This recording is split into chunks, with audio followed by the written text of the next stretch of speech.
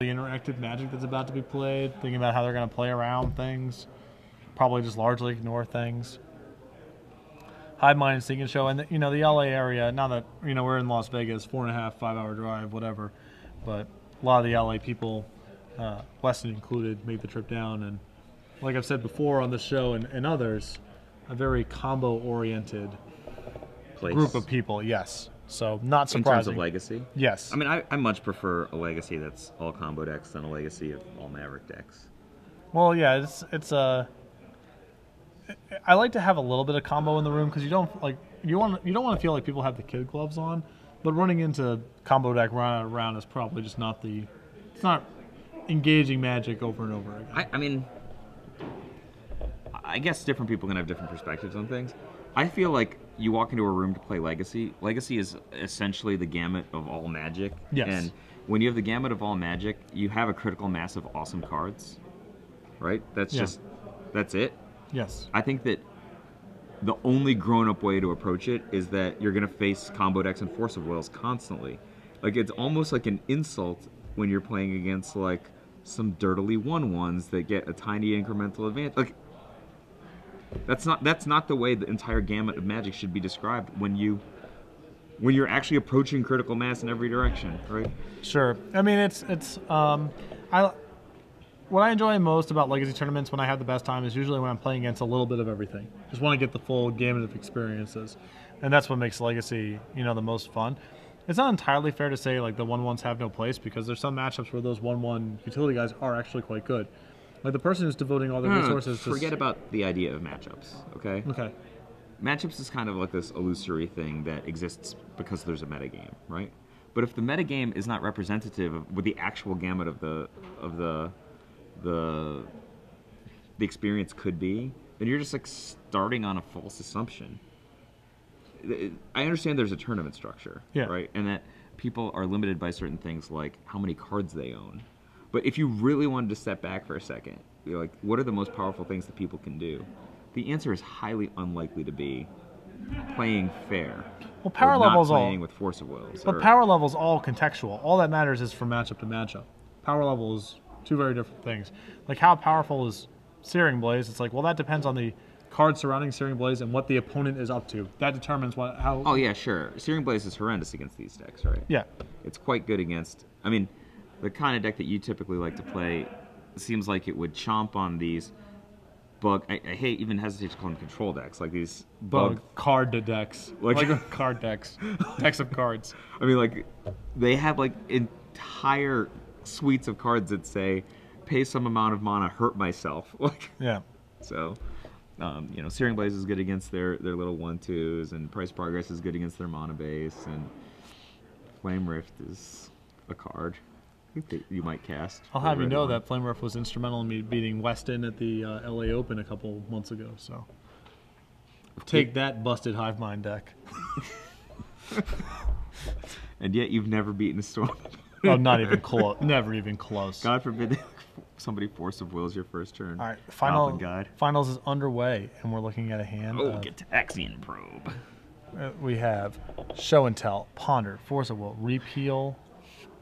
I can't see it. Gristlebrand? Ponder, Show and Tell, Repeal, Force of Will, Gristlebrand, and then 2 lands? Volcanic Island and Misty Rainforest. So is that 2 total mana? Yeah. Well, he's got Ponder. Very solid hand. And Show and Tell is highly dangerous for either player to cast, I think. Yes. I think it's way more dangerous for Richard to cast because he can't kill Weston that turn, and then Weston probably untaps and kills him because Hive Mind's in play. He doesn't have to untap. Like, Hive Mind's in play.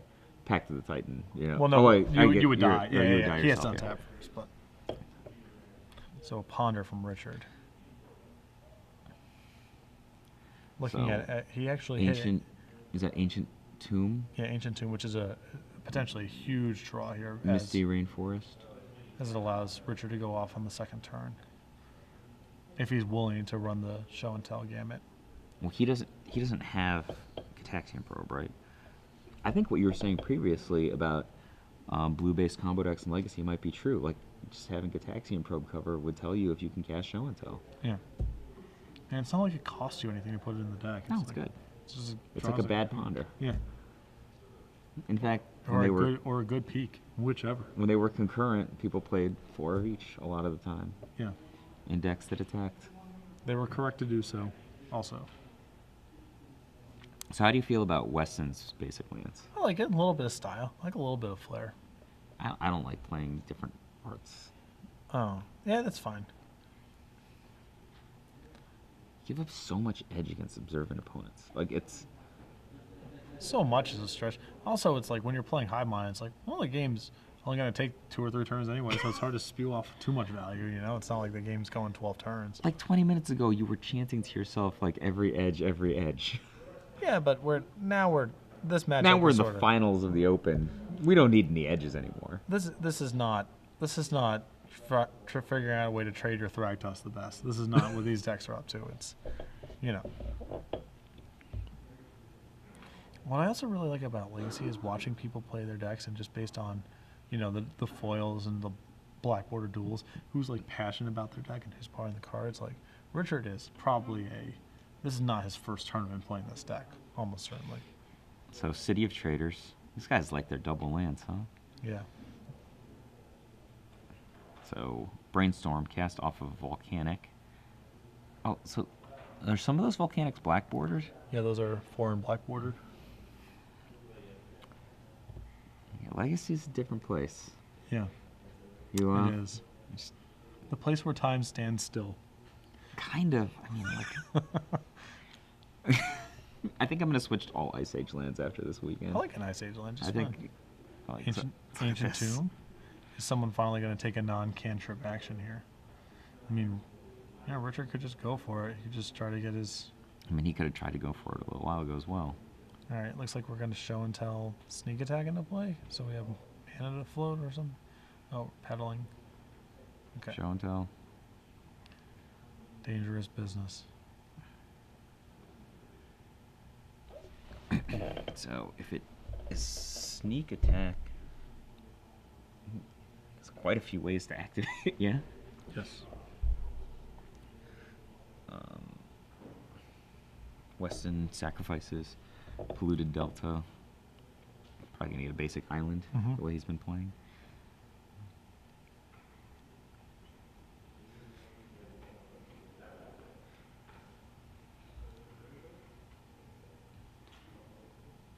Here's hard cast Force of Will. Maybe. It would explain wanting to get the 5th land there. It's some dangerous business knowing that Richard has copies of Daze in his deck. I think hardcast Force of Will looks like the proscribed play.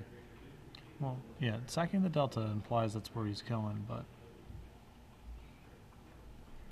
Alright, looks like it's happening. Emrakul. Sneak attack. So, Gristlebrand to his doom. I guess Gristlebrand. So, Gristlebrand can draw 14. Presumably find a copy of Emrakul. 2 Emrakuls. Emrakul play 1. Legend rule it. Second Emrakul. Yep. Kill Weston. And this is why Richard decided to show and tell the sneak attack into play because he couldn't afford to spend another red mana when he was trying to combo off this way. Exactly. Just passing? No. 7 more. He found an Emrakul, so he can at least Legend Rule. So you can Legend Rule attack for 7. Yeah, at the worst. And if he finds another copy, then... You can just play some Repetals. He doesn't have to lose them. Yeah, so gaining a bunch of life is good. Ponder looking just for something else to seal the deal here. It'd be hilarious if Weston just played like Pact to the Titan, paid for it, got him for 4. That would be the most hilarious, I think. Weston does not look like a confident man here. Hard to be, I guess, given the circumstances. What, his opponent's just drawn 14 cards? What was the old rule? If you draw 10 more cards than your opponent, you don't win. You're It's cracking a pedal to Ponder. What is that? Gristlebrand again? What's the blue card? I think that was a flusterstorm.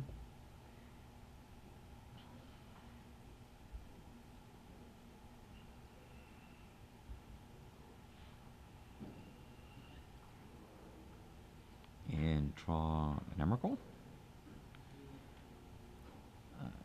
Far be it for me to point this out, but at the point that he found the Emrakul, shouldn't he have just played it so that he could shuffle that particular Emrakul back into his deck? Sure.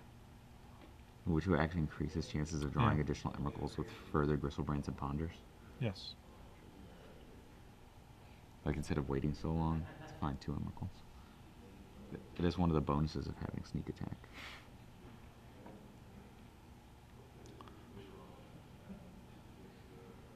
I mean, I doubt very much that at this stage Richard's going to have a hard time beating Weston. Yeah. Unless Weston just... I mean, we've seen Weston play previously. He's probably just going to draw a Hive Mind. Well, I think Richard's hand's going to be...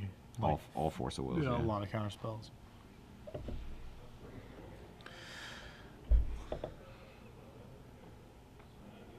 And...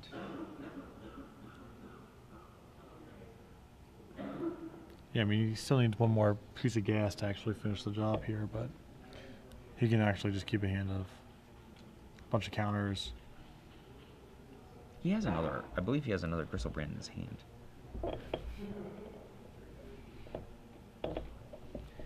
Does he even need to do it now? He's not going to deploy the Gristlebrand next turn anyway, isn't he? Oh, just to get a pedal? So, get rid of that. Make some piles of cards to keep and not keep. Yep. So, I'm going to keep a hand that's just flush with counters.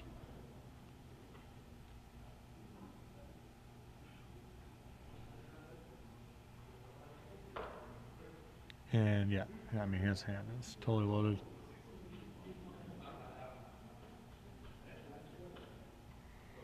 And there they all go.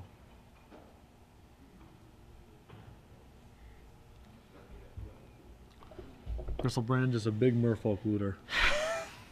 All right. That's it. All right. All right. All right, fine. So, not only do we have the finals kicking around here, I got one too. All right, you go. Mine's pretty good. We have a trivia question. For a full year of SCG Premium, as we're wont to do in our last match of both the standard and 365 days. the full 365. We have 2 blue-red-ish. One's blue-red, one's blue-red-ish. Combo decks in the finals, both of which are built around the same, in part by the same 3-mana blue sorcery from Urza Saga that facilitates cheating certain permanents into play. For one full year of Premium, name that sorcery. So hashtag your answer to SCG Premium. One lucky winner will be drawn and will receive a full year of Premium. Onto the sideboards. Oh, to repeat the question for some people who We're just not paying attention for those 10 seconds. What 3-mana blue sorcery is used by both decks to cheat? Both decks in the finals. Both decks in the finals, yes. To cheat certain permanents into play. Be it Hive Mind, Emrakul, the Aeon's Torn, yeah, or Sneak Attack, what have you. Grim Monolith, Lotus Petal. Sideboard time. What do we got here? I got Weston's deck in front of me. He's got Flusterstorm, which is not particularly good here because he's fighting over an enchantment for the most part. Not, I mean, maybe Show and Tell's a thing after board, but not really. He has a Volcanic Island and a red Elemental Blast. I would assume he wants access to. Really surprises me. This is sort of tangential here. It sort of surprises me that Weston is willing to use a sideboard slot on a Volcanic Island instead of playing a Volcanic Island main and having, say, a second red blast on the board. I understand you open yourself up a little bit more to Wasteland. His deck's full of Wasteland targets. Yeah, but it's hard for me to believe that that's the correct way to break down your sideboard. I feel like you should just have the Volcanic in the main. Let's look at his mono base. 5 Island, 1 Misty, 1 Scalding Tarn, 1 It's a bunch of Feshes and then Ancient Tomb and City of Traders. And just 5 islands? Yeah. So So he's just got like one total volcanic island and one total red blast. Yes. So he can't even pay for pact in game 1. Correct. Although that like basically never comes up. I'm sure it's come up. Maybe in I the mean, mirror. not for him. Yeah. You know, Oh, sure. I've actually like, I've lost a hive mind before where my opponent just cast a pact of the Titan and Sure. you know, like we were just playing some attrition fight and Yeah. I killed his hive mind or whatever. Just pact of the Titan. On the other side of the table, it looks like Richard actually has a much better sideboard for the matchup. He has Spell Pierce. a bunch of red elemental blast. Yeah, those are really strong. And Through the Breach. We've seen this card, you know, in the sideboard before. My speculation is that it's primarily for show and tell mirrors, because you would ideally like to cut your show and tells. It's a pretty big liability, and you can just Through the Breach one of your fatties through. Richard used show and tell to great effect in that game. Yeah, but it's still it's a dicey proposition. I would suspect you don't want to lean on that card. So let's imagine that rather than Emrakul the Aeon's Torn, that Weston had shown back a hive mind. Richard, I think, at that point could have played, if he had played an Emrakul and attacked, would have had just enough Annihilator to take out all of Weston's lands and the hive mind, which probably would have put him in a position where he couldn't really go off with pacts. Yeah, but the risk is if Richard has Gristlebrand and Weston puts in hive mind, that puts a lot of pressure on Richard to win the game on the spot. Yeah, he has to win the game on the spot. He would have just been able to draw up into Emrakul because Weston, of course, put in Emrakul, not hive mind. Right, Yeah. that Emrakul would have been, you know, how big is Gristlebrand? 7. Yeah. 7 plus 15, 22. Yeah, but you still have to draw your extra red mana plus your Emrakul and like the 14 cards that you see with Gristlebrand, which you know it's good odds, but it's very not, good odds. It's not a lock by any stretch. So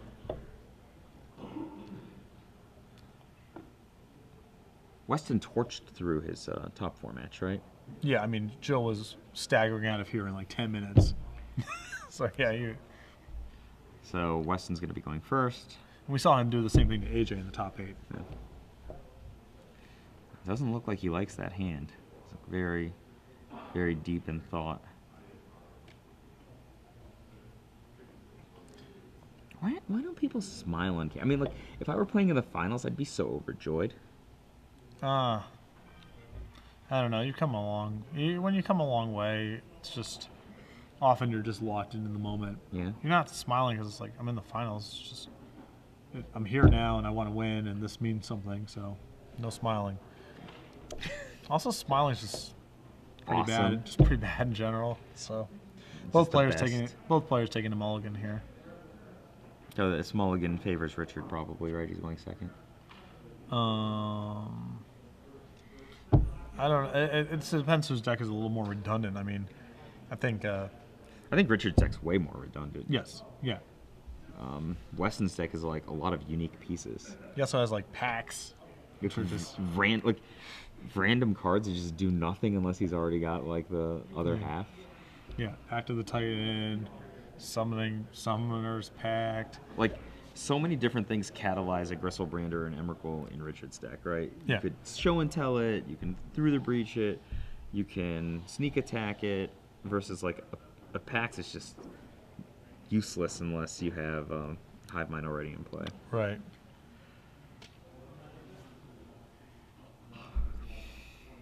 Both players looking at 6.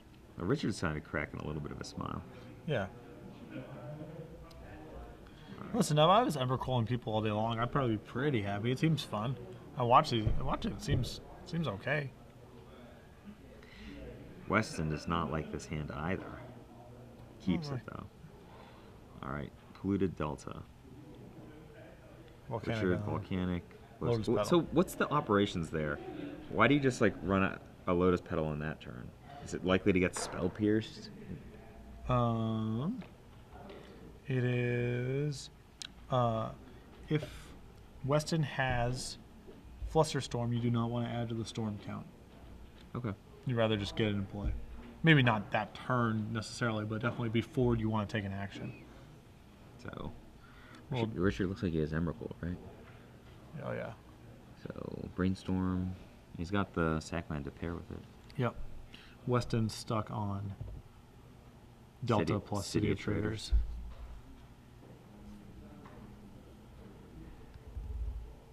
Richard, nothing but force of wills. Yeah, a lot of gas. 1, 2. He might not even be willing to break this fetch land. Yeah, Yeah, I don't think it would. His hand's too good. Wait a second. Now I'll break it. Yeah. So, We might just be going for it. He has an Emrakul. But I mean, look, Emrakul here isn't a decisive win by any means. No.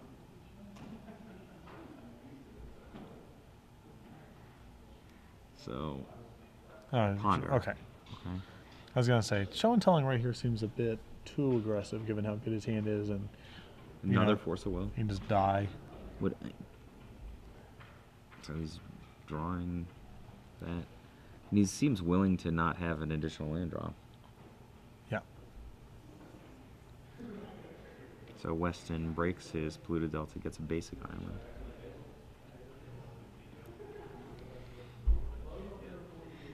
I wonder if this means we're going to be seeing maybe an intuition at the end of the turn. He's got the 1 intuition, right? No, Weston has 3. Richard Oh, has I'm sorry, 1. I'm looking at the wrong deck list. Yeah. Oh, easier. So you have the one deck that's on on the left side. side, yeah. You have the one on the other side. Okay. I think we're still on the end of Weston's turn here, figuring out if he's going to Tanking or whatever. cantrip, intuition, what have you. No, we're okay. That's painful. Yep. Just no value at all out of that City of Traders. Oh, we just drew through the breach. He doesn't have the mana for it, Yeah, though. we're missing But a some. double land would, you know. Yeah.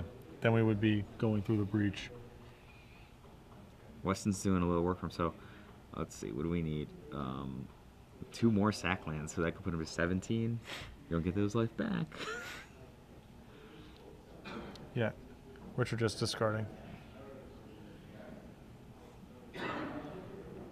Oh, so Weston's saying, don't discard, please, Richard. I'm going to sacrifice these 2 lands. Do something here. Get some islands. Ooh, he's got the volcanic island. Also, if your one volcanic is a black bordered one, you should I mean, that's if you're on the fence, that's got to be the tiebreaker, right? There's just no way you leave that in the sideboard. Like you said before, you're no combo master. Yeah, I guess You don't not. know how to make the deck. I did play a little bit of Turboland in my day. I enjoyed that. Really? Deck. Yes, I did. Of all the combo decks I thought you might play, that's not the one I would have picked. If you're gonna take some turns, you might as well take all of them. All the turns. Yeah, I want all of them. I never really understood how Turboland worked. Yeah, it's just like it's Horn of Greed and Exploration, right? And then past that, I got no clue. Gush, you had Gush. Yeah, oh yeah. So neither player really doing too much. Brainstorm. Weston's gonna brainstorm here. Richard's been discarding for a couple turns now. So Force of Will. Something else.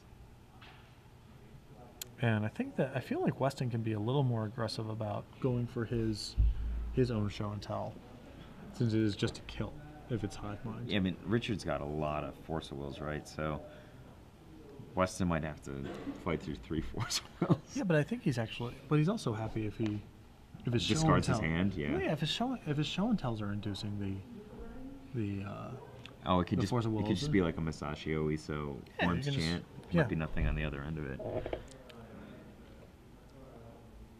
So Weston puts back 2, puts Brainstorm in the graveyard, and then just lays it. So is that all of his lands? He's got 5 islands, right? Richard pumping the fist, finally finding a 4th land. Still nothing to do. So 4 islands, volcanic. Some draw go from these two.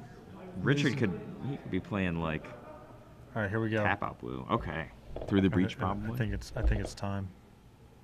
I mean, the odds of it resolving seem fairly low, but No, Richard has 3 Force of Wills. Weston's got a full grip. I mean, he can't force a will 3 times if one of his cards is through the breach and the other one's Emrakul. He's only got 5 leftovers at that point. Yeah, he's got 3 Force of Wills and 2 blue cards, so.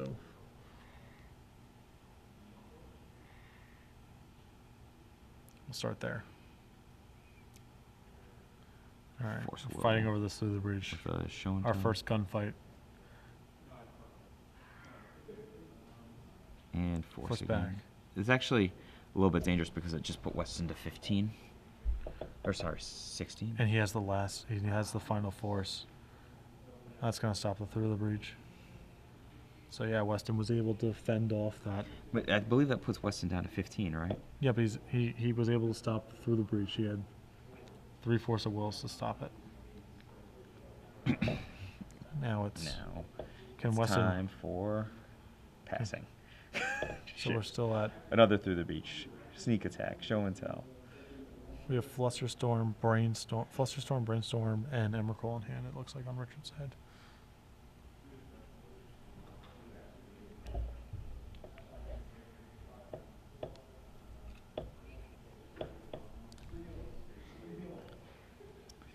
Weston still just draw going.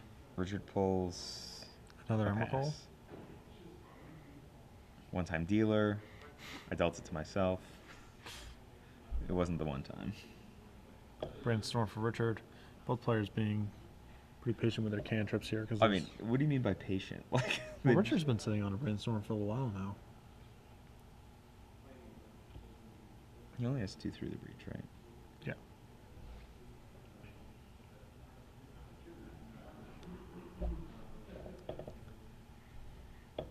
Is that Ancient Tomb? That was a Misty Rainforest. Oh, Misty Rainforest. Weston. Giggling.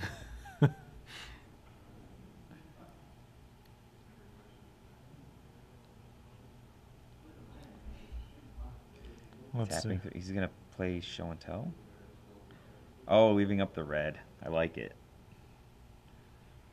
Show and tell. We're going for red.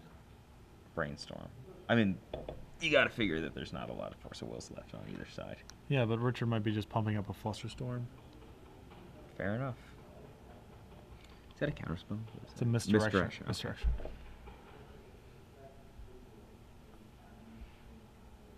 So yes, it is a kind of counterspell.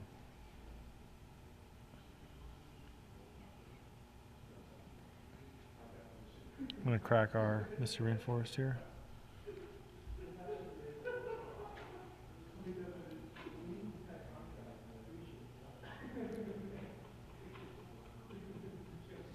And basic island.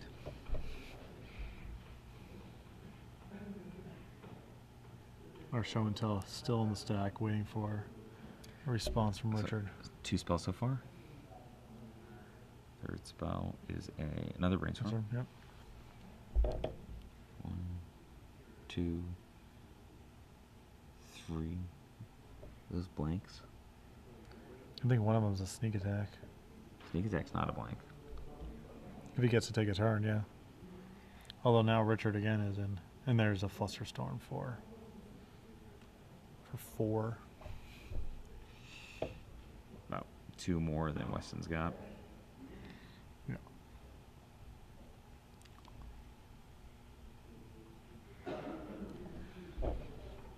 Weston counting on the Flusterstorm. Yeah, we have show and tell, the 2 Brainstorms, and the Flusterstorm itself. And let's see, 1 mana. He's got a Stifle? He might have his own Flusterstorm. And he does. So this is pretty awkward targeting. So he has to basically Flusterstorm for 5, going like 2, 1, 1, 1. And like then 2 on one of the Flusterstorm copies, 1, 1, 1, 1. And then Richard pays for 2 of them. yeah. Yeah, so this, I don't think this works, I think. Because it doesn't. Well, the ones that he paid for Are still in the stack. are still okay, right? Right. So I guess it would work if Richard had tapped out, right? Or Yeah, I if he think has even 1 open.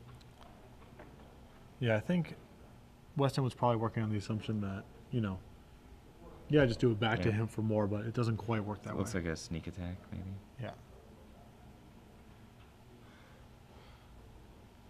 Sneak Yes. attack, and then Emrakul for 15 is probably going to make Richard Take a Centanni. picture. Take a picture of this one because this is. Oh, just Gristlebrand? Oh, Just big a little game. something for the camera. All right. All right, Richard Centanni. Star City Games Las Vegas Legacy Open winner with Sneak and Show.